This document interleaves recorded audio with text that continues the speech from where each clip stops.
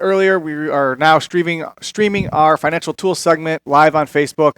Just go to the Oak Partners Facebook page, like it if you don't like it already, and you can see the live stream of us discussing our financial tools segment, which this week is, believe it or not, with the election being tomorrow, more of the economic and tax policies of Hillary Clinton and Donald Trump. Now, hey, I've also had a lot. We were talking off air about so much stuff you've gotten in the mail for the election coming up. Have you guys? I've had the greatest number of people come to my door this year than ever before. Yep.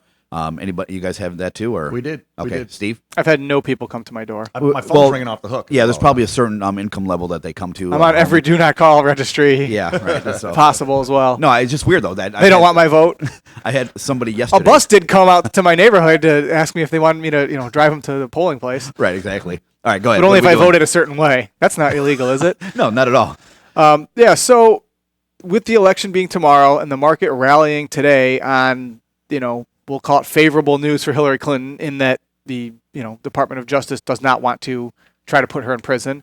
We wanted to take a look one last time at the economic policies because, as I said at the beginning of the show, I don't think we could call Hillary Clinton's tax policies at least favorable to business. Well, could I sum up the show right now, and then we can go home, and I can start seeing good. clients real early. If you're probably 1%ers, Hillary's elected, you're you're probably going to be screwed, and if anybody else, you're fine for both of them.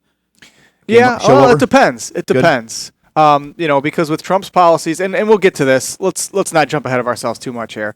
Why don't we just start with, like you said, the Okay. 1%er. So Let's do let's it. talk about income taxes, specifically high income earners. So Donald Trump wants to cut taxes. That's not a big surprise, and that's pretty well known. He wants to take the current highest tax bracket from 39.6 down to 33%. But then, to kind of offset that a little bit, he wants to cap some of the deductions at $200,000 per household. So your bracket is lower, but your ability to take deductions would also be reduced for the highest of income earners. Right. So he said on average for 2017, the top 1% would see a tax cut of just under $215,000, and the top 0.1%, which is I think where Jason, you and Mike are, the top 0.1% Somewhere of right income close to earners, that, right? you would save almost $1 million a year on your taxes by Donald shoot. Trump's plan. Call my wife. I'm getting a new pool next year. Yes. All right, now Hillary. If you're in the top 0.1%, I don't think you have to wait for this election to get a new pool. That's correct. Now Hillary is coming directly after you if you're the 0.1%. So Hillary is going to increase taxes on the wealthy in several ways. This is a big one here. She's proposing a 4% surcharge on income above $5 million, effectively creating a new tax bracket at the 43.6% level. Because you did not build it, Mike. You didn't build that wait. accounting practice. You didn't build that financial planning practice. Yeah, redistribution of wealth. We're taking some, baby. That's garbage. Right? That's right, Because and at that's the end whole of theory. Day, that's who employs America, right? And if you take it out of and I wish I was the top 0.1% of Americans, Right. But if you take it out of their pocket, do you really think they're going to make less money? No, they're just going to go and either lay people off, or they're going to reduce their salaries. They're going to make people work harder. They're going to do the things necessary for them to continue to make the profit that they're used to. Right. Because they're taking the risk. But that's kind of but this is, in a nutshell, if you look at sort of Democrats versus Republicans, Republicans are scale back government, scale back entitlement, scale back everything, and lower taxes. And Democrats are, as you said, redistribution. Tax the people that have been successful, or maybe they've gamed the system, depending on how you look at it, and give that to the people to help spur the lower and the middle incomes.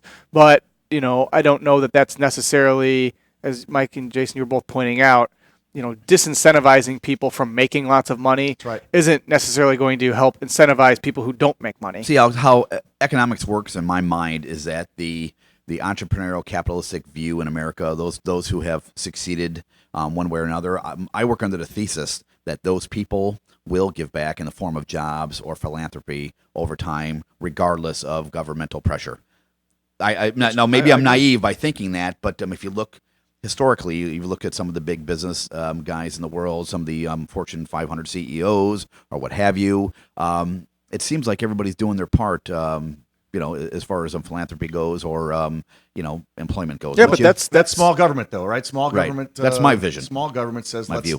let's let the people govern the masses, Right. So let's create our own personal tax and allow money to go where we want it to go.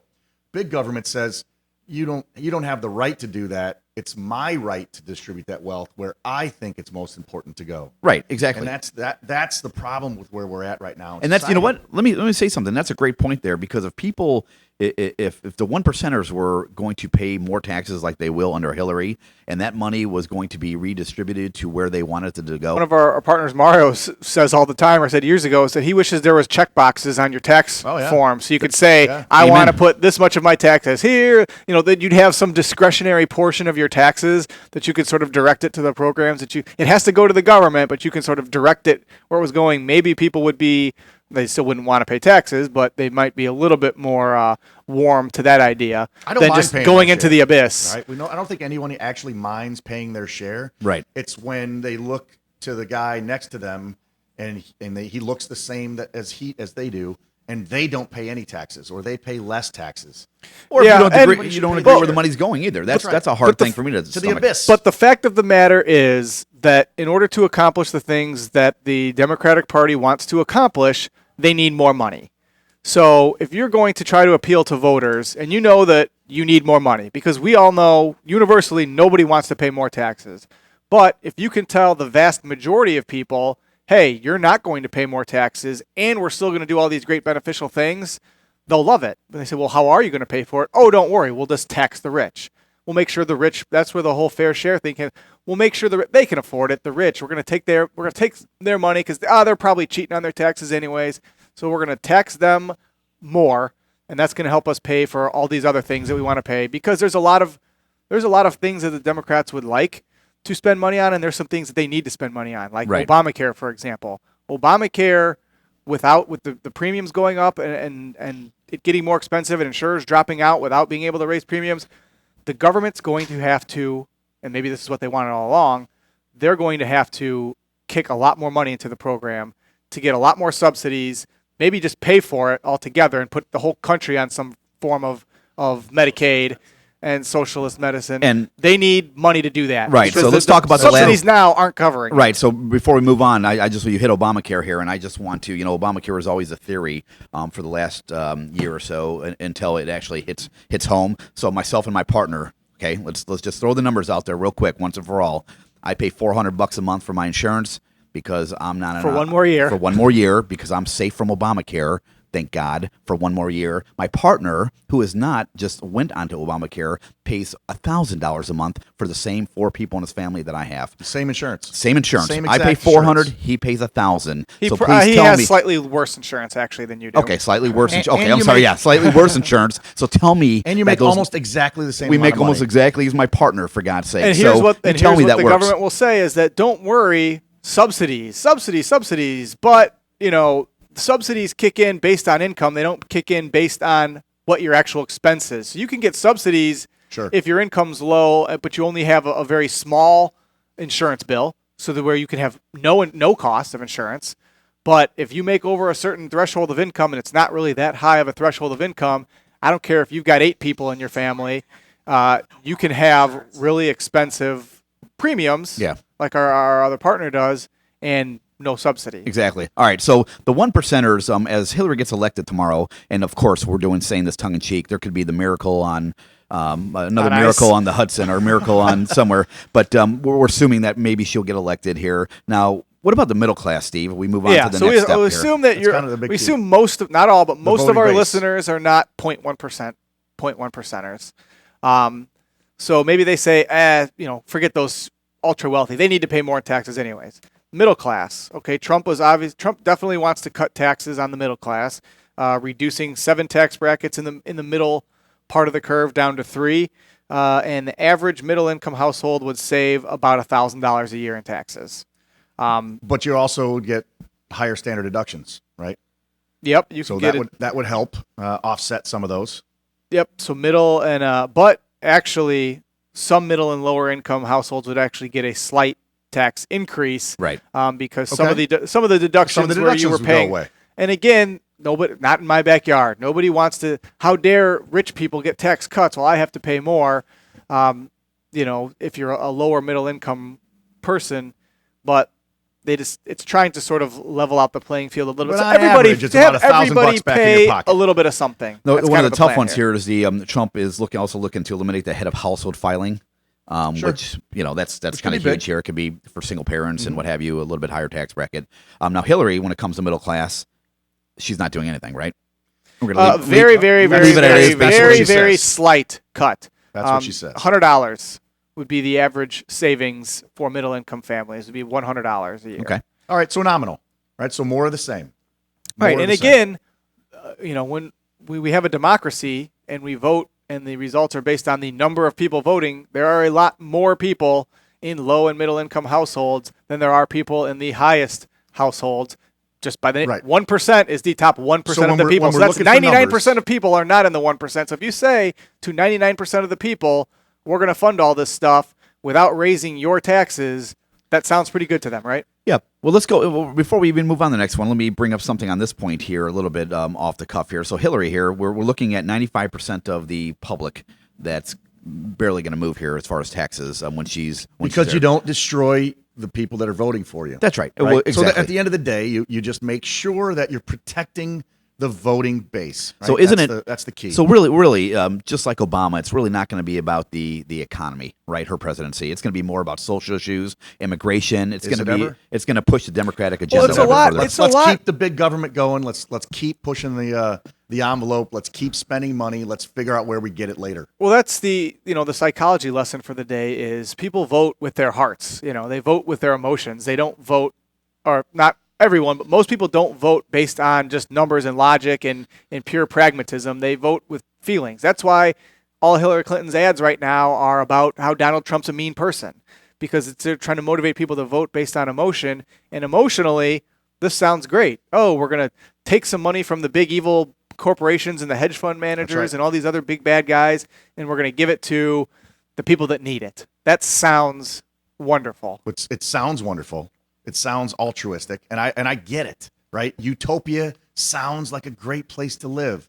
Unfortunately, it's fantasy land, Right. And so at the end of the day, we're voting for fantasy land to be created, and that just can't happen. Exactly. So, you know what? Let's take another quick break. We've got a lot more to talk about here. We'll get into the corporate taxes and actual business and see how their plans will affect that. And that's what should be driving the stock market, but we'll see. So we'll take a quick break. If you would like to participate with the show, give us a call, 219-8.com. Or you can go catch us on a Facebook Live right now as we speak. Or catch us on Facebook Live on the Oak Partners Facebook page. We'll be right back with more Making Finance Personal after the break.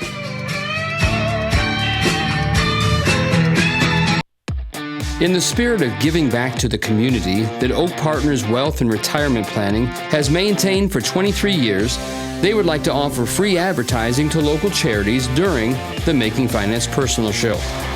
If you'd like more details about this, email us at theshow@oakpartners.com. That's theshow@oakpartners.com to see if you can get free advertising for your charity. Email us at theshow@oakpartners.com. Do you think retirement and personal finance issues have become confusing? I sure do. Hi, I'm Dan Wolf, the producer of Making Finance Personal. I remember the days when a person had a pension and that was the extent of it. It's different now. But when it comes to advisors, it's hard to know who is actually trying to help you. My friends at Oak Partners have taken a holistic approach for 21 years. Not only do they sit down and get to know your financial situation, but they also introduce you to estate planning attorneys and have a CPA and a certified financial planner in-house. It's supposed to be easy on you, right? Find out what Oak Partners can offer you. Call today at 888-546-5115.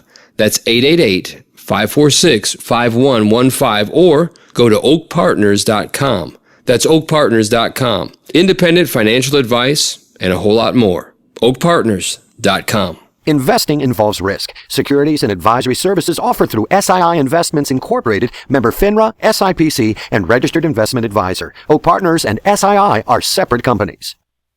Oak Partners and SII are separate and unrelated companies. SII Investments does not offer tax or legal advice. Mike Baranczyk, Jason Urbanik, and Steve Kavis are top wealth advisors and investment professionals of SII Investments Incorporated, member FINRA and SIPC, as well as registered investment advisors. Back now to Making Finance Personal on AM 1230 WJOB. All right, welcome back to Making Finance Personal. If you are listening to us on the radio or watching us on Facebook Live and you would like to hear our financial tools segment at your leisure, driving in your car, at work, whenever whenever you're not listening to us live, you can download our show in its podcast version. Just search for Making Finance Personal on iTunes or wherever podcasts are downloaded. You can also go to mfpshow.com. It's www.mfpshow.com. And you can get our podcast there. You can sign up to our Oak Partners, our financial planning websites, newsletter list, and weekly emails, and a bunch of other things on there. MFPshow.com. Yeah, it's very important because we, the year is ending here, but we send a lot of invites to different things. We had an event last Thursday night where we brought in a great event, major economists that we brought in. Yeah, Washington, D.C. used to work for the Treasury Department. That's right. Great economists. You see him on CNBC and Bloomberg. Great 25 minutes. Great 25 minutes take on the election and the economy as it applies to financial planning and portfolio and what have you. So we're having a coffee and party this week for our clients just to kind of give them a little update on the elections and portfolio. So if you want to get added to that, just email us or call in here and we'll get you on our email list there. And those Facebook posts or excuse me, the podcasts actually get posted about a couple of weeks delayed. Unfortunately, they have to go up and get reviewed by our compliance department to make sure that we didn't say anything that was ridiculous. Now, Steve, are we still number one in Brazil? Because our Africa. podcast was South huge. Africa, Oh, yeah, wasn't it? South Africa. I'm sorry. South Africa. We were I haven't huge in looked at South our Africa. international downloads lately. Yeah, but, I have a feeling that when I get off the plane in South Africa, it was like 20 there's going to be something some people there countries. waiting for me. Look, I don't know. mommy, look. It's Jason from Oak Partners. That's right. yes, is that a South African I have no accent? idea. That's the worst accent I've ever heard, by the way. All right, let's move on. Yeah, we were talking about the policies, the economic and tax policies of Hillary Clinton and Donald Trump. And before we go into the corporate tax policies, let's take a quick call here. We've got MX on the line. MX, good morning. Good morning. One thing I noticed, it seems like the Democrats are moving into socialism, and I want you to comment after I'm done. How long will socialism last before it's going to break our manufacturing base altogether? One of the parts that I kind of support Obamacare, but from everybody that's telling me $1,729 for a wife and a husband is quite a lot. And you get mixed messages. I think Bill Clinton is a smart man, and he says Obamacare is the scariest thing ever. Right. So, and you know what? When I'm done with this call, I know who's going to follow me, Hillary from Highland. There's a lot of Hillary from Highlands that don't understand. Oh, Lord. Yeah, that's my new cartoon. They don't They haven't been hit with the socialism. I remember when I was talking about I got hit real hard as a retiree and paying for this. So, everybody's going to get hit soon, and I'm done, but take care. All right, thanks, MX. MX, supporting or understanding Obamacare and its ramifications are the hardest part about it. You see insurance companies that are dropping it every single day. It seems like there's something new on the radio that says that another insurance company is getting rid of the Affordable Care Act. And it's because it's unprofitable for them. And so the push that's going to happen if Hillary becomes our president is going to be a strong move towards socialized medicine. Yeah. So now you're getting Medicare. Maybe now you can only go to a government facility to get your Medicare provider paid for. Yeah, and those things are going to happen. She's acknowledged that it needs, some work on it, obviously. Yeah, but it's not going away for her. No. Right? It's becoming more and more arduous. And so at the end of the day, when insurance companies can't afford it, who picks up the bill? The federal government. If the federal government's picking up the bill, you're going to go to providers that they tell you to go to. Right. So that's the other prong is that, and this is, one of the issues that Obama repeatedly talks about is that not that many people are affected by it because most people get insurance through their employee or employer. But you know who doesn't? Self-employed people like us.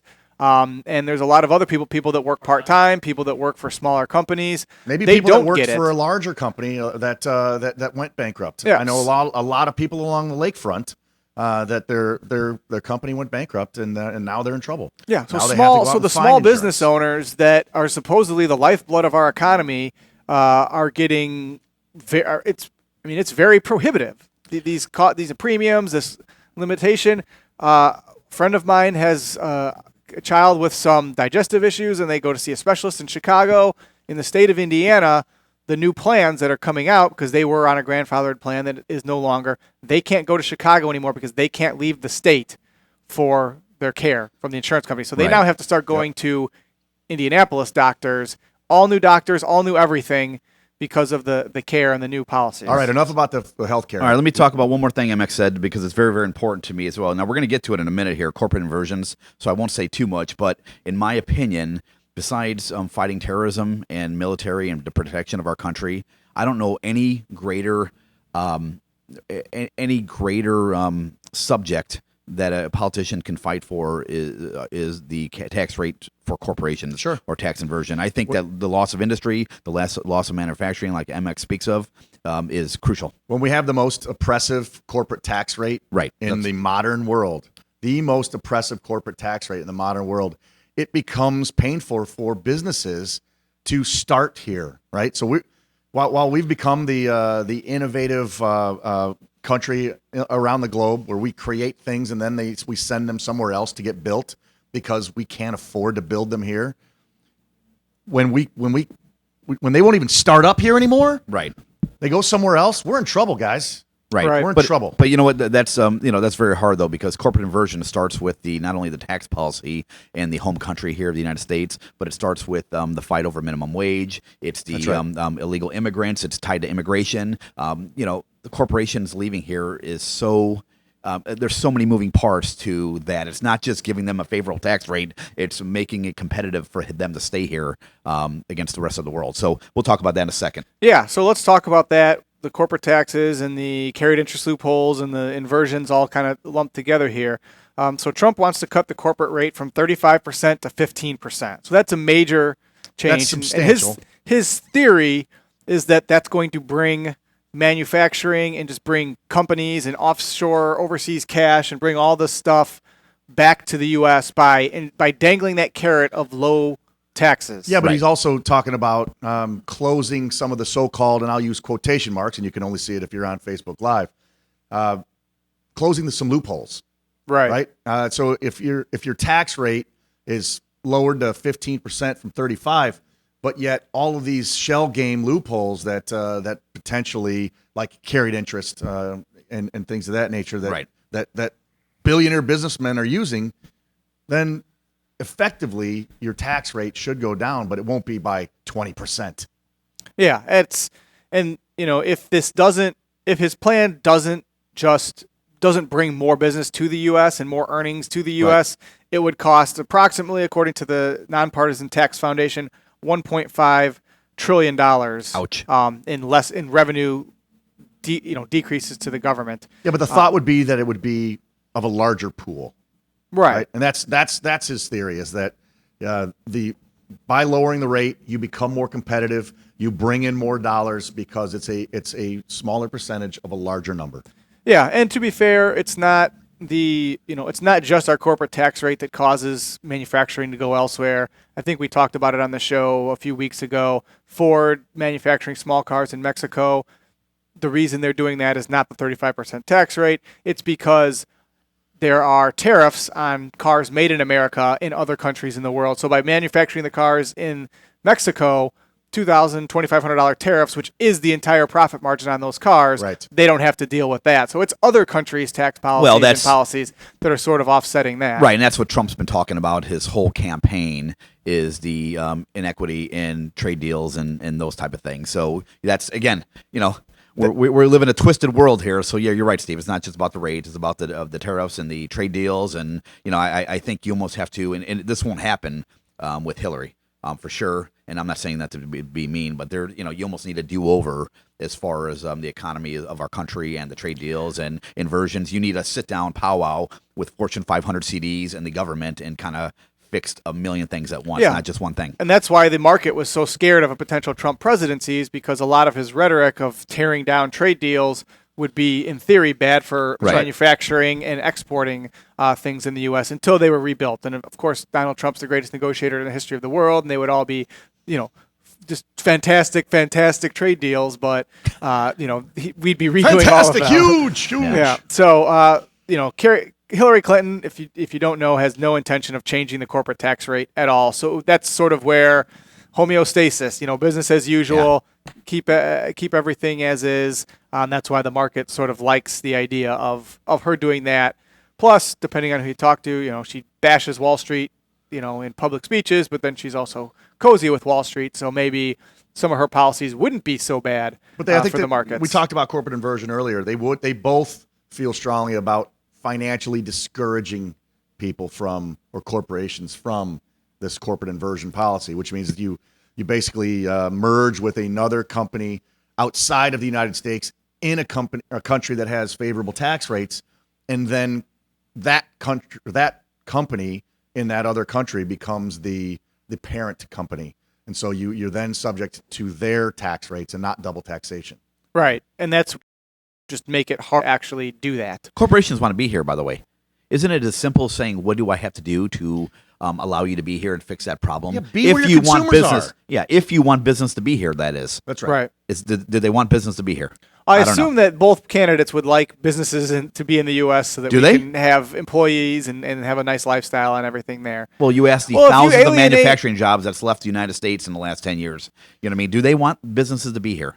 Well, if you alienate all of your voters, then they won't vote for you anymore. I think that it's been clear that they don't want the lower wage income manufacturing jobs here because the policies that have been written, NAFTA et al., have created these problems that we're talking about today. So let's take a caller, Dave from it's- Highland. Yeah, and Hillary's not going to repeal anything that her husband signed when he was No. president. Well, that so, would be funny. That's not going to happen. That would be awesome. Let's take Dave from Highland here. Dave, good morning. Good morning, guys. Good show. Thank I knew you. it was going to be fast and furious the day before Election Day. But, nothing is going to happen in regards to these tariff laws that we have, these just obscene, horrible tariff laws we have, unless we get out of the WTO. The reason we're no longer competitive in the global economy, in air quotes, is because we're competing against countries. We want to have independent businesses and let the free market dictate. But unfortunately, the largest communist country on the planet subsidizes 50% of everything that goes in and out of that country. That's right. So Right. that's a little difficult unless we change every country to a democracy, which is not going to happen because We're trying.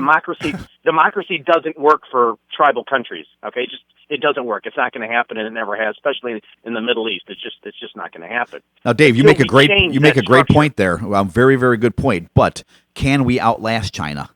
No. Can we outlast a country? They've who's- got a 1,000-year plan. To I know, defeat but they're us, right? 50% subsidization, like Dave says. That's a lot of dough. Well, and if Who- that country, who's if that the very- country I mean- is, go ahead, Dave. We have to understand a lot of companies that are in communist China right now are American transnational corporations. True. Nothing can change.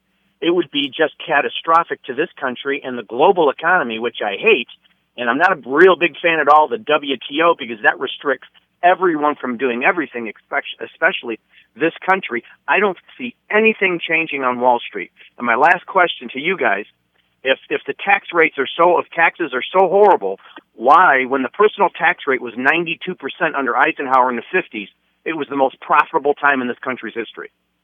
The That was my reality. question. Thanks, Dave. Appreciate it, man. The reality is that the tax rates were ridiculously high, but the loopholes and the tax what do you call it? We also had a post-war boom of population, course we did, but so the- we've had, there was other things going on The there. amount of deductions that you can claim to get your effective tax rate down are ridiculous, right? And so if we can straighten out the tax code, the freaking 10,000-page tax code, to get rid of some of the stupidity of it, and just make it an understandable tax code with a flat interest rate or That ain't- flat tax rate. That's the that thing. ain't Is gonna that It's any, going to happen. No. But if we could, it would make it so much more easy to understand. yeah, you can make taxes whatever you want, but as long as there are, loopholes and loopholes, not being illegal, just ways to, That's use right. the tax They're not code in illegal, your they're just people advantage. using what's written for them. And people will do that. And then now you're just penalizing the people who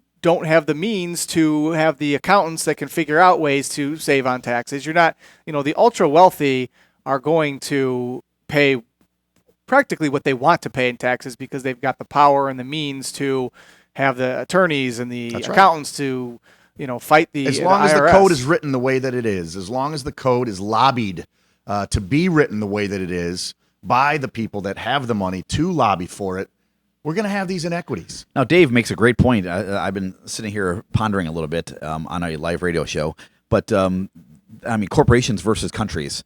That's something that I haven't really thought of myself, and that's a very, very valid point there. So maybe the big game plan for the United States, as far as the Democratic Party goes, probably mostly is a little bit more socialism, and I don't mean that in the way that it's used in TV commercials, but maybe to compete on a global But scale. the next step after socialism is communism. So I don't think anybody here wants that's that. a far step. I don't think that's happening tomorrow night. So, hey, Steve. Well, I do want to say, this is, the capitalism or the capitalist argument against this would be if, we can't manufacture, whatever widgets as cheaply as subsidized country in China, then maybe we should spend our time focusing on other things that we can do.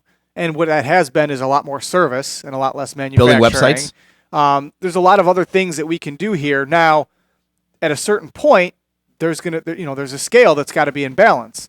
And when there's no manufacturing left in the U.S. or there's no jobs left in the U.S. for people to do, there will be no money to purchase things that they're manufacturing in other countries. So I don't care if the subsidy's 90% in China. It's a death spiral. Nobody's going to be able to buy any of that stuff here, and it would have to swing back, into the other direction. So there has to be the whole idea of capitalism is there has to be a balance. No, what you just said though is not going to happen. You can't turn the United States into a service economy. We can't just we have veer. been over the no, last we can't. 50 We years. have to stop it because you can't just veer to where the world wants you to go, because this population is made out of people who work in industry. People who are craftsmen. People, right. There's different people than financial planners out there that are very successful and are used to making a good wage. 6 to 9 months ago, Jason, United States Steel was on the verge or the brink of going away, right? And it's because their debt load. It's because they were non-competitive in the global marketplace because of these subsidized countries being able to dump steel here in the United States. Right. We can't allow that, right? We can't allow another country to subsidize their corporations to create a non-competitive environment for this country at home, right? I don't care what you do, where you sell it. If you're going to sell it at home, subsidize that steel, but you can't bring it here and still make and ruin our companies, our long-standing companies that have been the rock of not just our region, but of this America. Well, I mean, you said America, kind of like George W. there. America. The other reason, I don't know if you guys listen to this, is somewhat off topic, but that's the kind of show that we do.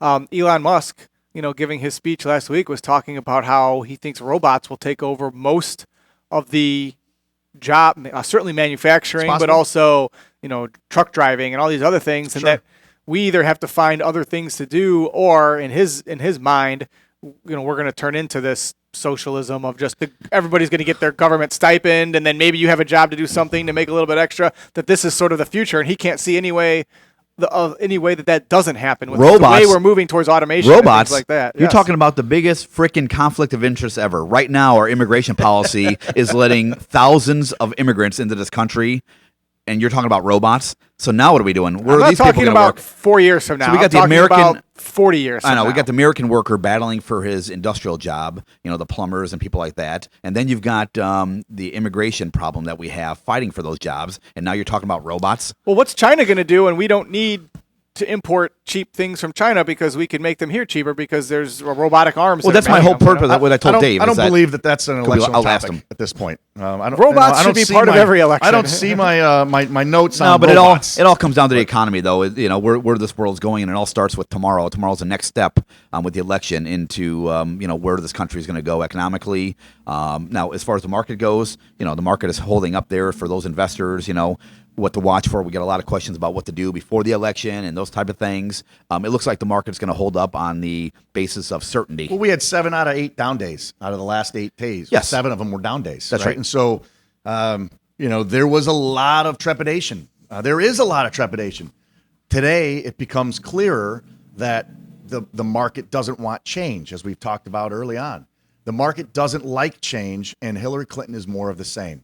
And so if more of the same means that the feeling is our economy will continue to move on in this malaise, this plow horse, drudge along economy, and that's okay, then that's what people are voting for. Right. That's what businesses and corporations and endowments are voting for, because that's who moves the market, right? And I've it's always- not Joe Smith down the street, Right, with his 401k moving the market. right. Yeah, but I think more than ever, this election is not about policies at all.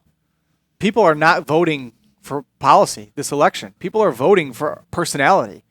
And Hasn't people that been are the last voting several? for- Personality. Yeah, but Hasn't it? From that too, really? there were some policies involved, in the last presidential election. There is Hillary Clinton and Donald Trump are, aside from taxation on the rich, there's a lot of stuff that they're kind of similar. I mean, Donald Trump was a Democrat until somewhat recently. They're not all that different on policy. And this I will is tell you an that he's election probably about, not a Republican either. No, he's definitely not a So Republican. at the end of the day, nobody really knows who he is, but people do believe that he is against the system. He's against he's against the political establishment. system, and you're He right. is. And so that scares both sides of the aisle, and that's why I think there's such a tremendous attack. That's why there's talk in the Republican Party of voting for Hillary Clinton they think Hillary Clinton will become president. Again. They think she'll crash and burn in 4 years, and then they can get a to real protect this broken back to the air two-party quotes. system. Yes, That's back why. to the air quotes. Get a real Republican back into the office, and business as usual for the two-party system versus Trump, who would really shake things up. But if anything else, this election showed that you can be certainly outside of the norm of the two candidates, generally sort of towards the middle. We had Bernie Sanders, who was incredibly Yeah, it was a close popular race. on the Democratic side, with some he said very, very socialist policies. And then you had Donald Trump, who was completely outside of the norm in the Republican Party, that the Republicans just unfortunately had nobody that was even remotely likable, apparently. Well, and Donald Trump got the nomination. It's clear we there. don't have a moral candidate, right? Neither of them are I will call an upstanding, moral fibered citizen Right. at the end of the day. So that becomes very tough when that's how you normally vote. Some people would vote for the person that they believe Represents their values. Represents their values. Neither of these guys represents many. Not a lot of many values moral going on in values. this election. You know who I'm sad for? I'm sad that the finally kind of end the show here. I'm sad for the baby boomer, the late generation baby boomer, the older guy who fought for this country, because again, what Trump represented, and I'm not saying Trump's perfect, as we know he could be idiotic. Going out on a limb But saying Trump's but not here's perfect. the thing. Here's what I appreciated during this campaign from him is the "Make America Great Again," the slogan. What that meant to a lot of people who fought for this country is strong military, some country pride, bringing businesses back home. Now, of course, all that can't be accomplished. With policy, it was a great slogan. Of course, that can't be fixed. But this country, in a lot of people's opinion, is getting soft. It's getting politically correct, and it's not the country that people thought it. It's not the same country as it was in the 80s, 70s, and 60s. That's what he represented to a lot of voters, and I appreciate I appreciate what he did there. Yeah, and on the other side of the coin, to play devil's advocate here, there were plenty of people that says America wasn't that great back then, and it was only great depending on who you were. And what was so great about that? We want hope and change, and changing this and that, and being progressive and moving to the future, and every kumbaya, all that stuff is where we should be going, and not back to the policies of the past. Okay, well that's that's pretty deep, Stephen. That's what's great about a democracy. Everybody has their opinion. Go vote. No, And we've we got some know about votes. opinions. That's right. That's right. We know what opinions are. Everybody has them, and they all stink. And you can't say that because we get bleeped off of I radio. could say opinions stink. Okay. All right. Well, we do have Veterans Day coming up Friday, so make sure you respect your veterans. That's right. We also have voting. Get out and vote, regardless of who you vote for. Make sure you get out and do it. All right, for Mike Brancic and Jason Urbanik, I'm Steve Kavis, reminding you that when it comes to your finances, it's always You can get a personal appointment with an advisor from the Making Finance Personal team by calling 888-546-5115 or email them at theshow@oakpartners.com. Today's broadcast of Making Finance Personal was presented by the Oak Partners Wealth and Retirement Planning Group, proud to serve the city of Chicago and the tri-state region for more than 23 years. Mike Barancic, Jason Urbanic, and Steve Kavis are wealth advisors and investment professionals of SII Investments Incorporated, member FINRA and SIPC, as well as registered investment advisors. Oak Partners and SII are separate and unrelated companies. SII Investments does not offer tax or legal advice. Contact your hosts personally at 888-546-5115 or online at mfpshow.com.